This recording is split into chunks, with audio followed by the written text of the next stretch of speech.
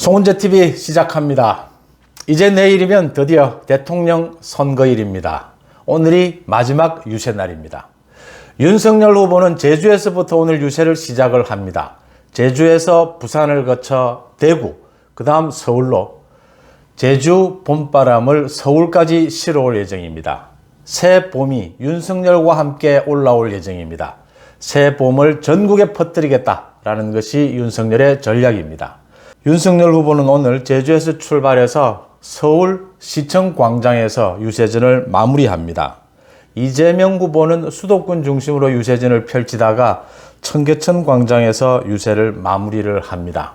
국민의힘이나 민주당 양측 모두가 인정하고 있는 부분은 정권 교체 여론이 높다.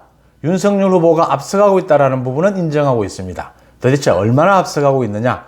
민주당은 2~3% 정도 앞서가고 있다는 것이고 국민의힘은 적어도 7~8%는 앞서가고 있다는 것입니다. 어느 쪽이 말이 맞느냐? 한번 여러분들과 따져보고자 합니다. 송은재TV 아직 구독자가 아니신 분은 구독, 좋아요 눌러주시면 저한테는 큰 힘이 된다는 말씀 먼저 드리고 시작하겠습니다. 전체적으로 이번 대선은 그렇게 복잡한 구도는 아니었습니다. 정권 교체냐, 정권 연장이냐, 이 구도가 처음부터 끝까지 계속 밀고 온 그런 대선 구도였다. 정권 교체 여론이 언제나 50%를 훌쩍 넘었고 정권 교체의 주역으로서의 윤석열 후보의 자리매김이 계속 굳혀져 왔다라고 하는 부분입니다. 이 정권 교체, 윤석열 바람을 막기 위해서 이재명 후보가 나섰지만 계속 끌려오는 국면이었다라고 하는 부분입니다. 많은 우여곡절이 있었지만 윤석열 후보의 정권 교체 대세론이 그대로 쭉 이어져 내려왔다. 작은 흔들림 속에서도 이렇게 보입니다. 이제 여론조사 발표, 공표를 하기 전, 그게 2일부터 공표를 하지 못하게 됐는데 공표를 하기 전에 여야가 모두 인정하는 것이 박빙의 승부까지 붙었다라는 것이었습니다. 그게 2~3%였습니다. 2~3% 윤석열 후보가 앞서가고 있다라는 대세 판세였습니다. 문제는 그 다음 날에 이제 안철수 후보가 전격적으로 윤석열 후보의 단일화를 결정을 합니다. 후보 단일화가 이 구도, 이 전체적인 대선 구도를 아주 간명하게 해주고 변수를 완전히 줄여버렸다 막판에 라는 부분 제가 여러 차례 말씀을 드렸고요. 이 단일화로 인해서 적어도 4~5% 정도는 윤석열 후보에게 플러스 요인이 되었을 것이다. 그래서 최소한 7~8%는 윤석열 후보가 앞서는 것이 아니냐. 문제는 민주당이 윤석열, 안철수 막판 단일화 이걸 깨기 위해서 민주당이 어떤 전략으로 나올 것이냐. 민주당이 어떤 뾰족한 작전이 없었다. 민주당의 뾰족한 수가 없었다라는 것입니다. 그대로 쭉 민주당이 밀리다시피 했다. 이런 국면이라면 어제 이제 양측에 모두 당 지도부가 여러 가지 전망들을 내놓았습니다. 그러니까 국민의힘 쪽에서는 7~8% 앞서고 있는데 두 자릿수까지 앞설 수 있지 않겠느냐라는 기대감을 내놓았고, 물론 양측 모두 다 마지막까지 겸손함을 버리지 않고 마지막까지 고개를 드는 쪽이 진다고 하지 않습니까? 마지막까지 유권자들에게 정말 겸손한 자세로 다가가야 하는 것이지만 전망이 그렇다는 것이고, 민주당의 지도부에서는 1~2%, 2~3% 지고 있다, 막판 뒤집을 수 있다, 이런 계산입니다. 정권 교체 대세론이다라는 부분은 인정이 되는 것이니까 민주당으로서는 막판 뒤집기 전략으로 가는 것이고 국민의힘으로서는 겸손하지만 전체적인 대세론으로 가겠다라는 이런 전략, 자신감을 갖자라는 이런 전략, 그게 맞부딪히는 대목이다라는 부분입니다.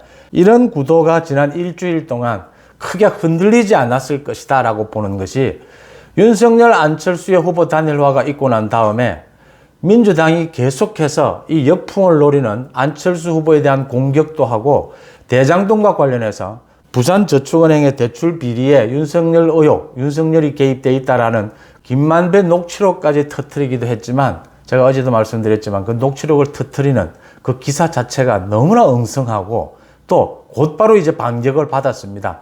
거기에 관계되는 브로커가 검찰 조사에서 이미 자신은 윤석열을 만난 적이 없다 라고 진술을 한 내용이 그대로 드러나게 되고 상당히 우스워져 버렸다라고 하는 대목이고, 안철수 후보의 그 단일화 부분에 대해서도 제가 거기에 대해서 민주당이 계속해서 안철수 후보를 공격하는 쪽으로, 그 단일화가 크게 효과가 없고 안철수 후보가 굉장히 문제가 많은 쪽으로 공격하는 쪽으로 갔는데 그건 민주당이 어쩔 수 없는 전술이었다 이렇게 보입니다. 그러니까 윤석열 후보와 안철수 후보의 단일화를 공격하기 위해서 민주당이 나섰다면은 민주당도 안철수 후보에게 구애를 했던 것 아닙니까? 계속해서. 그런데 이게 삐뚤어지면서 안철수 후보가 윤석열 후보의 손을 잡게 되면 만약 민주당이 이걸 예상하고 준비해 왔다면 심상정 후보와의 단일화로 뭐 이 판을 엎는다든지 여러 가지 다른 전략을 준비했어야 되는데 전혀 다른 게 준비되지 못했다라고 하는 겁니다. 다른 것이 준비되지 못하니까 안철수 후보를 공격합니다. 뭐 안철수 후보가 협박을 받았지 않았느냐, 야합이다, 경제적인 이유가 있지 않았겠느냐 이런 억지스러운 주장을 펴면서 오히려 민주당이 더 역풍을 맞았다. 많은 유권자들이 보기에, 특히 중도층 유권자들이 보기에 민주당이 전혀 대책 없이 윤석열, 안철수 이 후보 단일화 국면을 맞고 있구나, 전혀 대책이 없었구나 라는 부분만 유권자들에게 드러내는 꼴이 되고 말았다. 그래서 큰 변수 없이 그대로 흘러왔다라고 하는 점에서 7, 8%의 우위, 이게 두 자릿수 우위까지, 두 자릿수 차이까지 벌어지는 것 아니냐 라는 예측도 야당을 중심으로 해서 조심스럽게 나오고 있습니다. 이게 지금 차이가, 지지율 차이가 두 자릿수, 득표율 차이가 두 자릿수 난다는 게 굉장히 중요한 의미를 가지게 됩니다. 그러니까 윤석열 후보가 당선이 되더라도 여소야대가 예상이 되는 판국에 국민의힘과 국민의당이 합당으로서 상당히 힘을 갖추게 되겠지만 그래도 두 자릿수 이상 이긴다는 것은 굉장히 앞으로 국정 운영에 있어서 주도권을 쥘 수 있는 부분이기 때문에 중요한 영향을 미친다. 거기에는 투표율도 상당히 중요한 영향을 미치게 될 것이다 이렇게 보입니다.